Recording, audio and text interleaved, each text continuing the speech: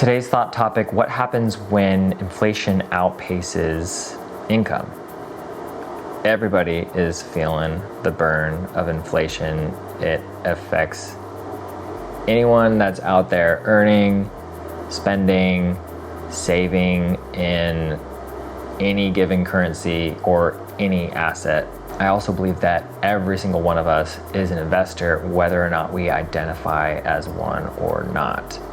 We are going out there to work, we're investing our time and energy and skills to get cash in return, and then we are spending that money as a reflection of what we value. So what do we do when the cost of living is increasing at a faster rate than our income? The so-called unconscious investor might think one of three things. Number one, work more. I need to work more to make more money to offset these rising prices.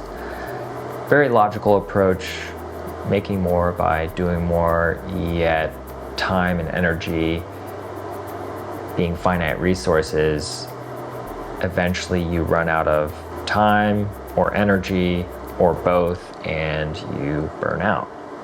Number two, spend less. The unconscious investor might think, all right, I need to spend less or somehow reduce my cost of living to make up for the rising costs of everything. Also, great idea. And yet, if you keep on decreasing your quality of life to offset inflation year after year, eventually you hit a breaking point or starve to death. In some respects, there's only so much that you can slash your budget without sacrificing your quality of life. For a lot of people going out there and making money, the whole point of it is to add a little bit of color and richness, add a little wiggle room in your budget to be able to enjoy life a little bit more. Number three, get a better job. So the unconscious investor might think, okay, if I can just get a higher paying job, I'll have more money that will ease the effects of inflation. And while that's true, brilliant, very ideal, it's not always in our control. So the available positions might be few and far between. We may only be qualified for certain things at our current skill level. And even if we get that higher paying job, at the end of the day, next year inflation is going to still be going and we're going to be right back where we started from, completely out of control of the size, the frequency of our next raise, promotion, or bonus. So these are great mentalities as a starting point to create a little bit of margin in your life, to reduce spending, to increase income.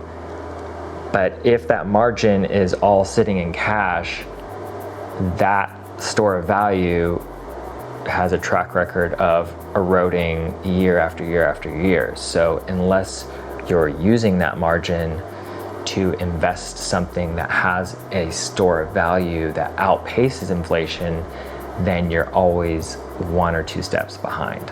On the other hand, the conscious investor might investigate exactly what they're invested in to see how things work. They might ask something like, where am I losing purchasing power and why? They are studying the causes and effects of inflation. They're researching the mechanisms of debt-based currencies that drive inflation, that cause them to erode their purchasing power over the long haul. The conscious investor might also ask, how do I reverse the effects of inflation? They're learning about store of value assets as an antidote to the effects of inflation. The conscious investor starts to dissect the very concept of value itself and starts to observe patterns in human behavior and mass psychology. Finally, the conscious investor might ask, How do I leverage my current resources to find a balance between cash flow assets and store of value assets? And I know the minute that anyone says the word asset, people's brains turn off and it just sounds really fancy and intimidating, but it's really not. Everybody has at least one cash flow asset and one store of value asset. Even if it's as simple as I go to a job and I get cash flow from that job, and then I take that cash and put it in a bank account, and that is my store of value. So let's think about it as the cash cow analogy. The cash flow would be the rate of milk production. The cash flow asset would be the source of the milk production, so the cash cow itself. And then the store of value asset could also be the cow. The income from the business is the cash flow, and then the store of value of the business is that business's valuation over time. Is it outpacing inflation? Store of value could be stock ownership, crypto, commodities, real estate, anything that's holding value over the long term. If a cash flow asset is how you survive the present, a store of value asset is how you survive the future. One thing that's interesting to me is there are a lot of unconscious investors that might not even notice the drag on their quality of life, especially if they are in a high-paying job or are running a very successful business.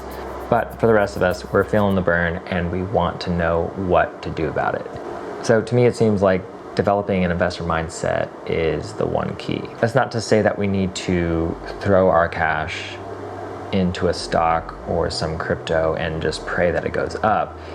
It's more along the lines of slowly, gradually developing that value investor mindset of where's my time going, slowing down long enough to think, where is my money, where is my effort being spent, and am I happy with the results that I'm getting?